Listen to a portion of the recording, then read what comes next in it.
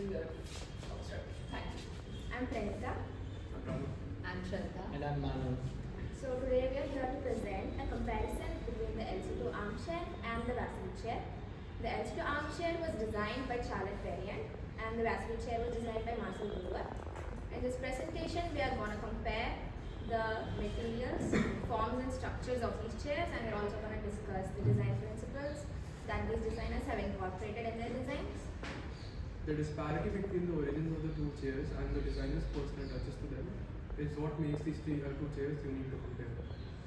So talking about the forms, both the chairs are made cubic, and the Wassily chair, it is made focusing on the mechanical aspect, and it was designed by Brewer in 1925 for being used at the office quarters of Wassily Kandinsky at Dessau Bauhaus.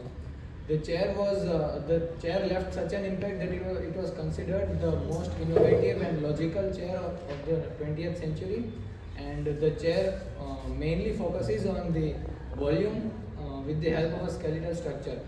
A special thing that I like about this chair is that it ensures the user never touches the steel framework of the chair. Moving on to the LC2 armchair, it was designed by Perriand in 1928 for domestic uses, and unlike Wassily chair, this chair focuses on the mass with the help of 5 enormous cushions filled with feathers, as you can see, and these cushions are used in such a way that when the user sits on this chair, it feels like it is being hugged by the chair. Now coming to the structure, Brewer got the idea from bicycle handlebars for his chair, whereas Perriand was inspired by an already existing French Persian chair for her upholstery. The Wassily chair's frame is complex and skeletal, which gives the overall structure of the chair, and with 9 pieces of steel tubing that are bolted together with visible nuts and screws. The notion of suspending the sitter in floor space remained a constant one in his sitting furniture. Now coming to the LC2 armchair, the frame wraps around 5 enormous cushions, which then wraps around the sitter.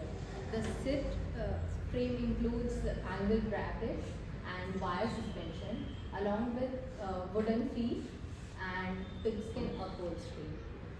Moving on to material. So both the chairs have been made from bent tubeless steel. Now moving on specifically to the Wassily.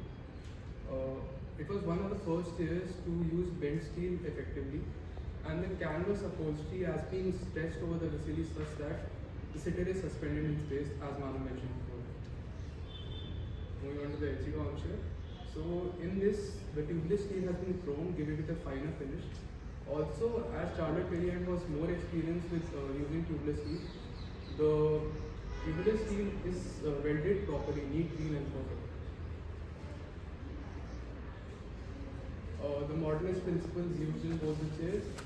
Both the chairs can be put in a box, if you will. So this has been derived from the cubist, and the intersecting planes in the Wassily have been derived from the distal.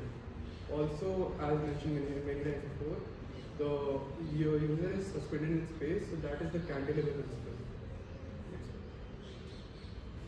So, we are slowly coming to a close here.